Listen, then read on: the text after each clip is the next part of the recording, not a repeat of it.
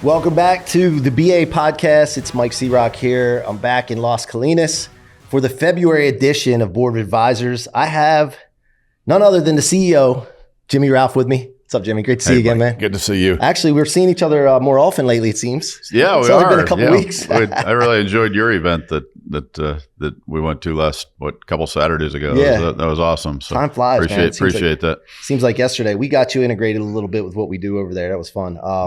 And some good people to hang around, obviously. For sure. So since the last time I had you on the BA podcast as a guest in the guest seat, the first time we did was you just took over as CEO of Board of Advisors. So first thing I want to start off with is what has happened since then? Well, if you recall, the other thing, it wasn't just that I took over as CEO. It was that, Mike Calhoun, our founder, is still here, but then he got freed up to be able to do the things that he's great at, which is networking and introductions and that sort of thing. And then Christy Pasquale has been my CFO for the last 25 years or so, and Kevin Killer has been my COO for the last 20 or 25 years. So it was like a four-pronged multiple there that we brought in. So we've done a lot of things. We've accelerated the membership quite a bit. We've gotten many really great members with just a lot of talent and diverse businesses and so forth. So when you go in the room today, you'll see that it's just jam-packed with talent and wisdom. That's awesome. All of those things. So. And we're introducing some new things. We're doing a little bit more entertainment kind of things. So when people come, you can also have fun. It's a long, hard week to do all the networking and the relationships and the follow up and everything. But so we're introducing some fun things. Last meeting we went out to Monday Night Football at the Cowboys Stadium, and so we got a big deal at the Pavilion tonight down here at the Ritz. So. We're awesome. We're making it fun and making people money. Well, I didn't know that you do this either. I don't know if it was BA that sponsored this or put this together, but I went this morning. I was just walking around the tennis courts and got my ass kicked by I think he was 70 plus years old at the pickleball. Yeah, Barry Meyer. They pulled me in. I wasn't even planning on playing, and I think I played 2 times in my life. But I didn't know that you guys do that. You get the young guys their butts kicked, so put us in our places. Barry's been a member for probably 8 years now, and he's just one of our really loyal, diehard members. That's great for the he does pickleball in the morning and he has scotch parties at night. What more can you ask for? Oh man, he doesn't look like he drinks scotch based on the way he plays. There's levels to that. All right, so what I wanted to talk about next is when you come into an organization like this. I guess this is the first time because you built your last business yourself from scratch, right? Or no? Was it? But it wasn't all organic. There was a lot of M&A in that. So we acquired about 30 companies over a 4 or 5 year period. That's how we built the last one. Right. But when you first came in, it was you starting a company, right? Yes. And then you went in as you already had a structure. Right. So when you come into something like this, what was the philosophy that you took or the first steps that you took when you came into BA with your executive team? It was really, Kevin was attacking the agenda for the meetings to tighten it up and make sure that it was efficient as could be. We added a lot of different types of things within the room for these meetings. And we've got panels and different formats and so forth. So you're not just sitting there all day listening to things, which is interesting because there's a lot of interesting people in the room. But we do that in a kind of broke it out into really small segments so that that everybody gets to get introduced and learn about each other. But it's not a 45-minute presentation. So we did that. We also rolled out what we call X events, which are smaller regional events. We did a number of them in LA, New York, Charlotte, Jacksonville, and we did that with our members. Our members actually handled that for us, which is pretty cool. That's a movement. When you can do that and the members start taking ownership, that's a movement. Mm-hmm. Like Board of Advisors is I would consider not just a mastermind group or networking group or events. It's an actual movement. It is, yeah. It really is. And we're going to be in Miami on April 16th. Okay. And we're going to be doing Salt Lake this summer. And we've got some X events. Yeah. Okay. Mm-hmm. And then of course we do the 4 meetings here, one a quarter here at the Ritz-Carlton in Las Colinas. Right. So. Right. Yeah, I like that you broke it up because I've been going to events for years and speaking events, but when I first started going to events, I had my mind expanded just listening to the speakers and what they had to say. But after a while, man, sitting through like an hour per thing over and over again all day, and we have an evolution happening with social media and AI. Attention spans are like 3 seconds. Right. So that you got the fact that you broke that up into sections, I think that's phenomenal. I think that's going to have a lot of benefit and keep people engaged. Yeah, we do it. We do. I mean, we do a lot of 5-minute segments. We do 10 and 12-minute segments, and that. Yep. So it's just bang bang. Kevin Harrington just walked off the stage. He had a really cool wake up conversation with the members this morning. So it's just constant movement, constant change to make it interesting. So yeah, I love it. And so how about membership growth? What's the philosophy on that? And understanding that, obviously you need to grow. Anything that's not growing is dying. And, how did you set out OKRs for growth and membership? Well, the thing I love about this business, which is different than other companies I've had, is that those companies, when you're growing them or scaling them or making a lot of acquisitions and whatnot, you have to be really careful of your quality and your customer service and your inventories and your controls and your processes and all that. The difference at Board of Advisors is that every new advisor that we add to the membership makes the membership more valuable to all the rest of the advisors. So it's one of those, as long as we're doing the right things with the events and making sure that everything's in good order, bringing on the right members and more members only adds value to the existing ones. So it's it's almost like cheating. Yeah, of course. So, and you know what else is good about Board of Advisors? It's AI proof. Like with AI coming out more and more, people are going to be searching for this connection thing, this being around real people, real experiences. And so for me, looking into the future, I'm always thinking about community. How can you build community? How can you build connection, environment, design? And so I love that. I love the fact that it's AI proof as well. Yeah, and I noticed that. The people really look forward to being here because they do get trapped in their AI world and the non-human world. So it's fun to get here and hang around with humans that are smart humans and good personalities. And well, the thing is that so people get locked up into their everyday life and isolate. They may be talking to people on Zoom or phone calls here or there, but when you're not around people in person and congregating and just vibing with each other, isolation is a non-survival behavior, not just in business, but in life. And you can actually get down in the dumps pretty quickly isolating. So extroversion is always a huge focus of everything I do. How can we extrovert more? How can we be around more people? And BA does this like geniusly. And I've seen your work and your team's work that since the first time we had this interview. So it's a lot of fun though. I mean, the members. I mean, they're it's the whole hotel's in a buzz right now, right? This week with all the members there and everybody's meeting everybody. People are introducing people they just met to other people, and it's just got a buzz and a volume and a momentum about it that's really fun. It's fun to watch. Like talk about like we've made money in our lives, right? And when I was in Florida with you and I sat and what I did was I walked around that first Friday when we had a little reception or whatever. And I was walking and I was just watching people that were talking to each other. And I was just getting a kick out of it, man. It's like, there's nothing more fulfilling. It's very rewarding.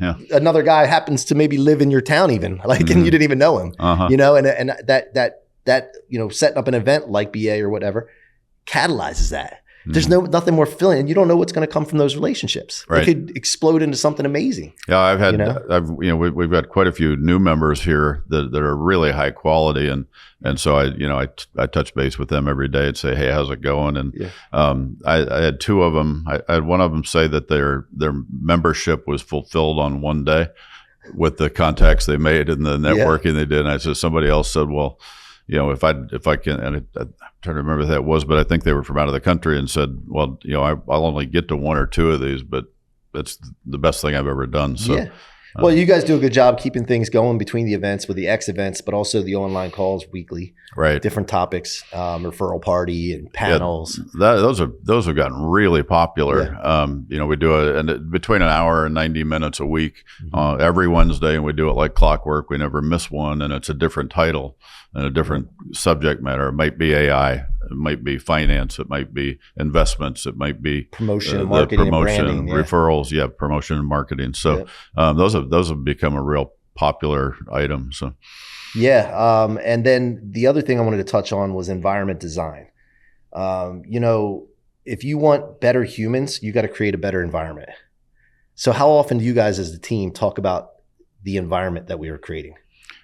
Oh, daily and multiple times a day. I mean, that's what it's all about, really. I mean, that's our job, is to make it a great environment for the community and keep that conversation going and keep everybody fresh, keep everybody talking to each other, introducing, because the neat thing is that every member that's down the hall here has a big network of their own that they came with. So it's not just the people down the hall that you're going to meet. And you mentioned the referral party, which you've been on those, I think, and it's just bang bang. Everybody has 2 minutes to say what they do and what they need, and then it just comes flying in from all over. And it's not necessarily just other members; it's their whole network. So you have thousands and thousands of people that you have access to because of Board of Advisors, and exponential. You watch that play out. It's pretty exciting. Yeah, because if you figure let's say you have just for easy math, let's say there's 100 members, and then each person has a network of probably 100 people. So that's 10,000 people. If I get my math right, 10,000. But that's the expansion of it, right? Mm-hmm. And here's the other thing: if you come into BA looking to serve versus take, you get way more. Oh yeah, it did. Well, it just accelerates your journey for sure. Yeah, because one more thing is Mike Calhoun was like that. I noticed when I first met Mike, he was like, "Okay, what do we got to do to help you?" He wasn't talking about BA at all. And I was like, "Well, dude, I want to hear about you." He's like, "No, I want to know I want to know about you, what you're doing, how I can help you." Right. And I'm like that. So I was like, we were aligned like freaking brothers. And but that's the case. And when other people come in, we're talking about this 10,000 expansion of a network. When that happens, if people are the type that are not gatekeeping, worried about what they're going to get from, hey, if I make a connection, hey, make sure I'm not cut out of it. Mm-hmm. That I had a guy the other day do that. Hey, I want to make sure I'm not cut out before I introduce you to this person. I'm like, dude, if you don't trust me, don't introduce me to him. Right. No, exactly. And I think that's the mentality that the whole organization has is help, and help and you shall receive. I don't know where that phrase came from, but I think, hey, quote that, Carl. Hey, lock that. We got to put that on an Instagram post. I love it. So now, how has your life changed from the past businesses that you were in to running this business personally? Oh, it's just so much more fun. I mean, the businesses that I've had thousands of employees and hundreds of locations, and when they get to be that large with that amount of volume, with hundreds of millions of dollars flying around all the day, at 7:30 in the morning you've got a compliance call, and at 9:30 you've got an attorney call, and at 1 o'clock you've got HR, and it just goes on and on like that. And as nobody comes in and says, "Hey, everything's great today," and here everybody says everything's great today, and we try to make it better and try to meet more people and introduce people. So it's just really fun. I can relate so much to the mortgage business when I had hundreds of employees, and it was like you say, compliance or underwriting issue or 911. There were so many 911s. I don't know if you did in the wireless business, had many 911s, but mortgage business, we had 911s all the time. And now with what you do, what I do, ain't no 911s. Yeah, no, well, and so it's all big businesses, and then you've got huge vendors that you're trying to deal with. You've got banks you're dealing with, and capital stuff you're dealing with, and then like I said, nobody comes in my office and says, "Hey, everything's great." Right. Now, do you ever have? This is a nervous system thing. Do you ever have times where, because you're not having those things come up, you feel like you're not really in business? Does that make sense? I had that sometimes where I was like, I don't have anything to worry about right now. Like there's no like 911s. Like, am I really in business? Yeah, but we also provide so much help. I mean, I've got experiences I can share with our members. We all do. All the members have experiences they can share. And, I've been on board of advisors for 10 years. Yeah. So, I've kind of grown up with that environment around us. I was a member for the first 9.5 years, but then I obviously moved into this position. But now it's very fulfilling because you're dealing with positive things 95% of the time. So. Now you said there's a bunch of ways you can help people. What are the top 3 things that people can come to Jimmy for help? I've got a lot of M&A experience. I've got capital raising experiences, sales, marketing experiences. Okay. Maybe if I can only pick 3, but okay. Well, no, that's okay. Those are the top 3 though? Yeah, I would say. Okay. And also, you do a great job of being a living demonstration. Your kids are awesome. At least I think I met only 1, maybe 2. Thank you. And you married for how long? Almost 20 years. Almost 20 years. Mm-hmm. That's important too. Mm-hmm. It's not just business.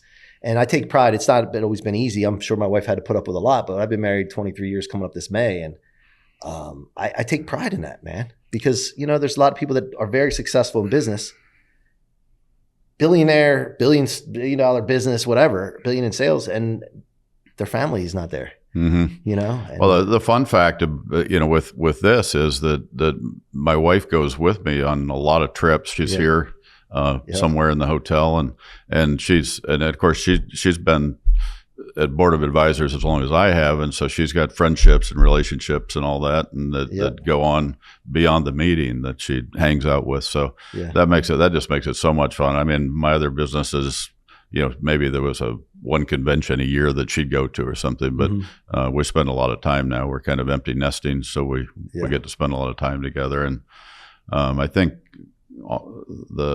all the kids but one, so at least 4 of the kids have been to at least 1 or 2 events, and we're also, that's another thing we're going to be adding this year is more family activities.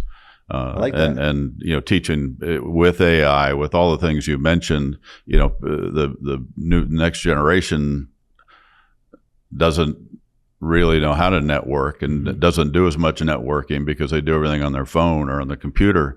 And so we think it's important for BA to help younger people know how to talk to people, know how to give presentations, know how to do podcasts, and that sort of thing. So that's another another feature we're going to add later this year. I absolutely love it. I absolutely love that. And I brought my daughter to one of our events and gave her responsibilities. She was 13 or 12 at the time. And she went up to people and talked to them and welcomed them. And I just gave her responsibilities because, I think, like you said, I think you got to give the kids responsibilities, and communication skills are so important. Sure. And she came home fired up after that. I could see her confidence level rise. And it was about this year. Last time we did an event, an X event in New York, and my now 17-year-old son asked me about the people all the time. He said, how's Kevin Harrington doing? How's Rhonda Kilch doing? Because he spent 2 days there, and so it's really fun. Yeah, well, there's a guy named Ken with a beard. You think you might have met him in our group over there, and he was on the phone with me the other day talking. And he cusses a lot, right? And my daughter goes, "Who's that, Ken?" So she knew it. I was like, "How do you know that's Ken?" He's unforgettable. So I got to touch on this as we wind down here. We did a little thing together a couple weeks ago. We're visualizing the next 5 years, what that'll look like. Share with us what you came up with for the next 5 years. I want to, professionally, I just want to keep building this into a real legacy, to have BA really impact as many lives as we can, and, do it with intention and quality and just make it into just a beast that's unstoppable. And that's kind of the way I always look at business.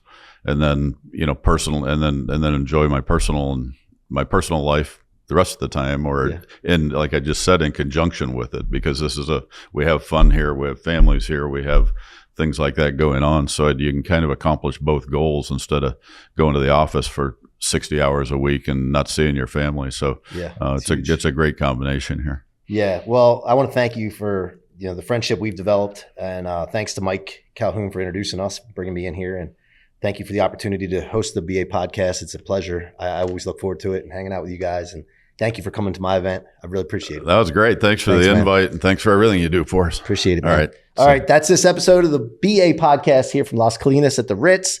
Keep coming back. Make sure you subscribe and follow on the YouTube channel or your favorite podcast platform.